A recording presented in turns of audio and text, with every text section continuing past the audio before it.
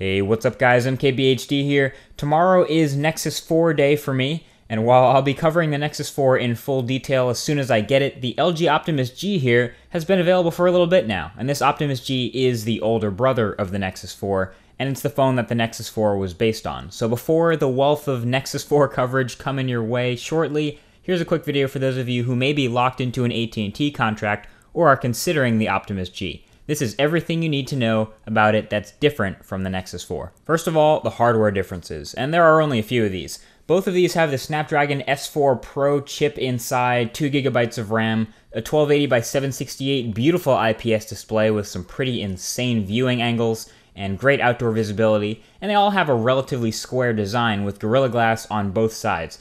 But on the front, the Optimus G has an LG logo, and at the bottom, these capacitive touch buttons that do actually blend in nicely with the front bezel when they're off. The Nexus 4 doesn't have these, it uses on-screen buttons. And around the back, the Optimus G has a sweet textured-looking pattern surrounding its AT&T logo and the 8-megapixel camera, but the Gorilla Glass surely protects this just fine.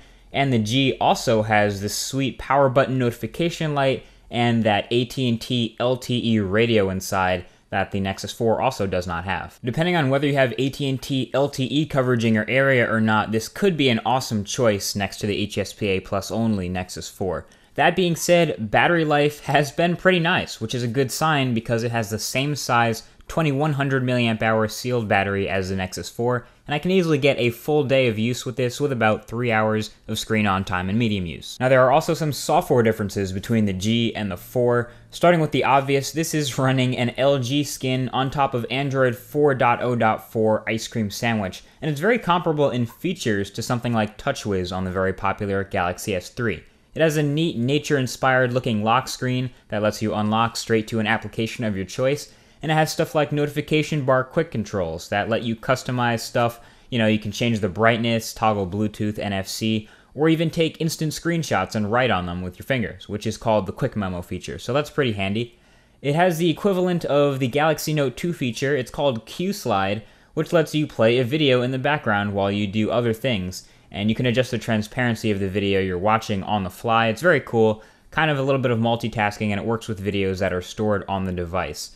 The phone is, of course, a great performer with that Snapdragon S4 Pro. It rocks benchmarks like a boss, and it's an all-around great performer. Feels zippy all through Ice Cream Sandwich as expected. No word on a Jelly Bean update for it yet, but to be honest, the experience is pretty awesome even without Google Now or Project Butter. Although there is one thing. While you can rotate while you're on the home screen, it does redraw all the graphics almost every single time, which is, I thought that was a little bit strange. Pretty much everything else, though, like I said, is the same as the Nexus 4, down to the dimensions and the camera sensors. So, to the people that say the Optimus G is basically the same as the Nexus 4, but plus AT&T and an LG skin, well, you're basically right. So there you go, guys. It's the LG Optimus G. It's pretty awesome, and knowing this, I am beyond excited for the Nexus 4, so thumbs up if you're ready for those videos, and hit that subscribe button so you don't miss them. They're coming very soon. Either way, thank you for watching again, and I will talk to you guys in the next video. Peace.